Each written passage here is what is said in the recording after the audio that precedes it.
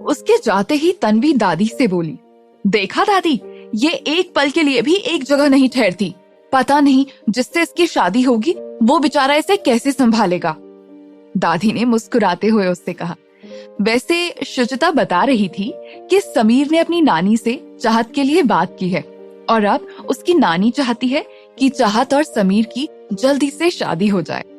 तन्वी ने परेशानी भरी आवाज में कहा, हाँ की तो है, लेकिन इस लड़की ने साफ साफ मना कर दिया है। इसका कहना है कि ये मुझे छोड़कर कहीं नहीं जाना चाहती। उसकी बात सुनकर सभी के होठों पर स्माइल आ गई। तभी चाहत जल्दी से तन्वी के पास आई। उसके हाथ में एक ट्रे थी और उसमें 2 ग्लास रखे हुए थे। तभी चाहत तन्वी को एक ग्लास पकड़ाते हुए उससे बोली, चल तन्वी, जल्दी से इसे पी ले।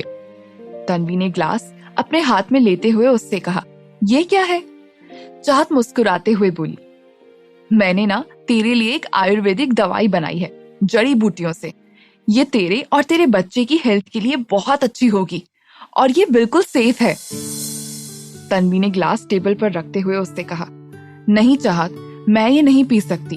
अगर तेरा ये एक्सपेरिमेंट मुझ पर ही होता तो मैं खुद पर कर लेती, लेकिन मैं बच्चे के साथ ये रिस्क नहीं ले सकती। तन्वी ने ये बात फ्लो में तो कह दी थी, लेकिन उसे अपनी बात कहने के बाद यह एहसास हुआ कि उसकी इस बात से क्या होने वाला था। वही तन्वी की कही हुई बात से चाहत को बहुत बुरा लगा, जिससे उसके होठों पर जो स्माइल थी वो अब उदासी में बदल गई थी। लेकिन फिर वो जल्दी से फेक स्माइल अपने होठों पर ले आई। तभी चाहत ने टेबल से वो ग्लास उठाया और वापस ट्रे में रखते हुए दादी से बोली, वैसे दादी, एक ग्लास मैं आपके लिए भी लाई थी, आपके घुटनों में पेन के लिए, क्योंकि मैंने आपके लिए भी दवाई बनाई थी। फिर चाहत ने एक मेड को बुलाया और अपनी ट्रे उस मेड के हाथों में पकड़ाते हुए उससे बोली, ये जाकर फेंक दो।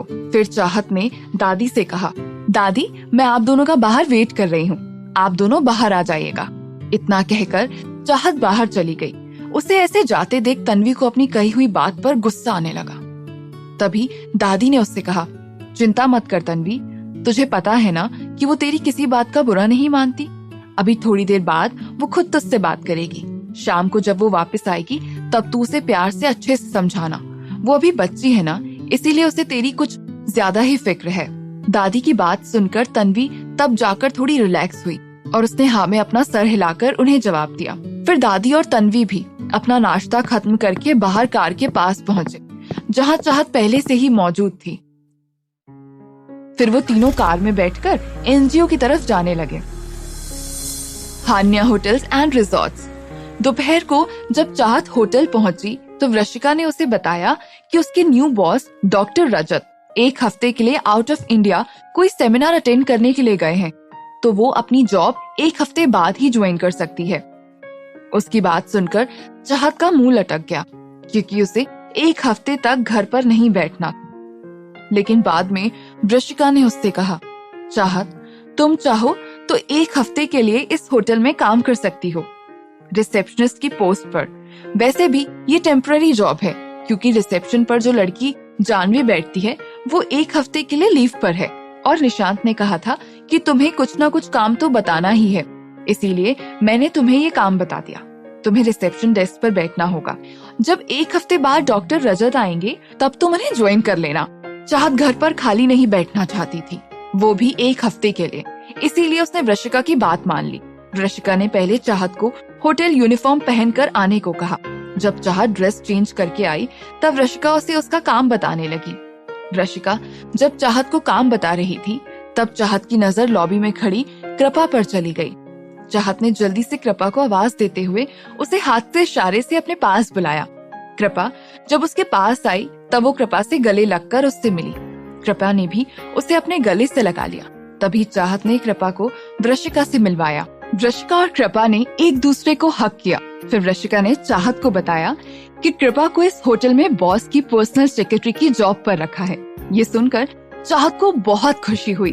थोड़ी देर बात करने के बाद वो तीनों एक दूसरे को बाद में मिलने का कहकर वहाँ से अपना अपना काम करने चली गयी। ऐसे ही काम सीखते और करते कब सुबह से शाम हो गई, उसे पता ही नहीं चला।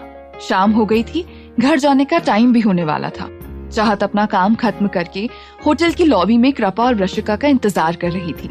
तभी वहाँ कृपा आ गई। वो दोनों थोड़ी देर बात ही कर रहे थे, तभी वृश्चिका भी वहीं आ गई। वृश्चिका ने चाहत से कहा कि वो भी उसके साथ कपूर विला चलेगी। ये सुनकर चाहत खुश हो गई। तभी कृपा बोली, ठीक है तो मैं चलती हूँ घर। वैसे भी आज मैं बहुत थक गई हूँ, तो मैं तो जाकर पूरी रात अपनी खूबसूरत नींद एंजॉय करूंगी। वृश्चिका और चाहत उसकी बात पर हंस दिए। फिर कृपा वहाँ से चली गई। चाहत ने वृश्चिका से कहा, मैं भी ये ड्रेस चेंज करके आती हूँ, फिर हम घर चलते हैं। वृश्चिका ने उसे हाँ में जवाब दिया। तभी वृश्चिका का फोन रिंग हुआ, तो वो उस कॉल को रिसीव करके बात करने लगी और चाहत ड्रेस चेंज करने चली गई। थोड़ी देर बाद चाहत वापस होटल की लॉबी में पहुंची। वृश्चिका की नजर कॉल पर बात करते हुए जब चाहत पर पड़ी, चाहत को देखकर ऐसा लग ही नहीं रहा था कि वो पूरा दिन काम करके थक गई होगी।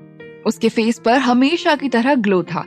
वृश्चिका भी कॉल पर बात खत्म करके उसके पास आ गई। फिर वो दोनों होटल के एग्जिट डोर से बाहर चली गईं।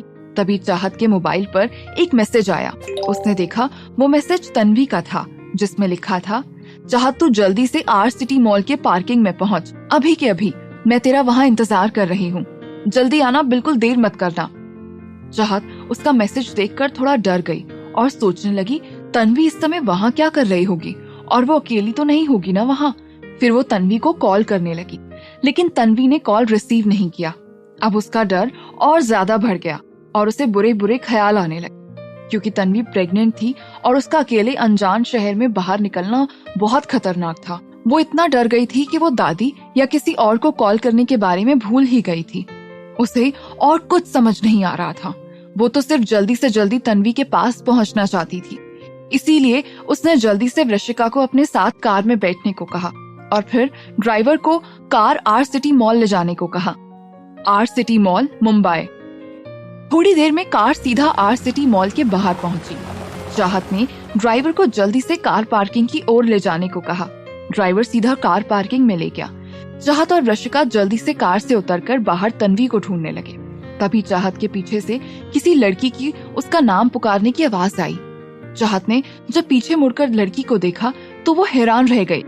वृश्चिका ने भी उस लड़की की ओर देखा। वो लड़की सीधा चलकर चाहत के पास आई और मुस्कुराकर उसके गले लग गई। जब वो लड़की चाहत से गले लगी और उससे अलग होकर उसके सामने खड़ी हुई, तब जाकर चाहत को एहसास हुआ कि उसके सामने कौन खड़ा है। चाहत ने भी उससे स्माइल करते हुए लेकिन हैरान होकर कहा, सिमरन, तुम यहाँ कब और कैसे? जस्ट उसी वक्त चाहत का फोन रिंग हुआ। उसने फोन की स्क्रीन पर देखा तो तन्वी का कॉल था। उसने बिना किसी देरी के कॉल रिसीव कर लिया और घबराते हुए उससे पूछा, तन्वी तू कहाँ है? मैं आर सिटी मॉल के पार्किंग में पहुंच गई हूँ। तू कहाँ पर है? और तू अकेली तो नहीं है ना? और तू इस समय यहाँ क्या कर रही है? मैंने कितनी बार कहा है तुझे। चाहत एक ही सांस में कॉल पर तन्वी से सवाल किए जा रही थी, लेकिन तभी वो आगे और कुछ कहती, उससे पहले ही कॉल के दूसरे तरफ से तन्वी ने उसे बीच में रोकते हुए कहा, अरे चाहत, तू इतना क्यों परेशान हो रही है? मैं बिल्कुल ठीक हूँ और घर पर ही हूँ। वो तो तुझे सरप्राइज देना चाहती थी, इसीलिए तुझे मैसेज भेजा। चाहत को उसकी बात सुनकर बहुत गुस्सा आ रहा था, लेकिन वो उसे फोन पर कुछ नहीं कहना चाहती थी। इसीलिए कॉल पर ही चाहत ने गुस्से में उससे कहा, मैं अभी कॉल काट रही हूँ और तुझसे मैं घर पर आकर बात करूंगी। चाहत की बात सुनकर तन्वी उससे कुछ कहती, उससे पहले ही चाहत ने कॉल कट कर दिया। फिर चाहत ने सिमरन की तरफ देखते हुए उससे पूछा, ये सब आइडिया उसी का था ना? सिमरन हकलाते हुए बोली, वो चाहत ये आइडिया। तभी चाहत ने उसे रोकते हुए गुस्से में कहा, तुम रहने दो, अब मैं ही उससे बात करूंगी। फिर चाहत ने अपने गुस्से को कंट्रोल किया और वृश्चिका को सिमरन से इंट्रोड्यूस करवाया। थोड़ी देर तक वहीं खड़े खड़े बात करने के बाद चाहत ने सिमरन को भी घर चलने को कहा। सिमरन ने कहा, मेरे पास कार है तो हम सभी मेरी कार से ही चलते हैं। उसकी बात से सहमत होकर चाहत ने अपने साथ आए ड्राइवर को घर जाने को कहा। वृश्चिका ने कहा, अब जब हम मॉल आ ही गए हैं तो मुझे कुछ गिफ्ट्स खरीदने हैं, तो हम लोग मॉल के अंदर चलें? तभी चाहत ने उन दोनों से कहा, तुम दोनों अंदर चलो, मैं कॉल करके आती हूँ। उसकी बात सुनकर वृश्चिका और सिमरन मॉल के अंदर चले गए और चाहत वहीं पर खड़ी होकर किसी को कॉल करने लगी, लेकिन कॉल लग ही नहीं रहा था।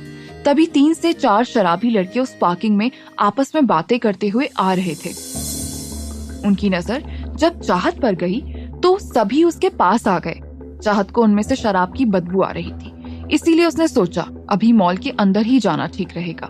वो जल्दी से उन लड़कों से दूर जाने लगी, लेकिन वो लड़के उसी का पीछा करने लगे। वो घबराकर पार्किंग से भाग रही थी, तभी वो किसी लड़के से टकरा गई और जब उसने उस लड़के का चेहरा देखा तो वो शॉक हो गई।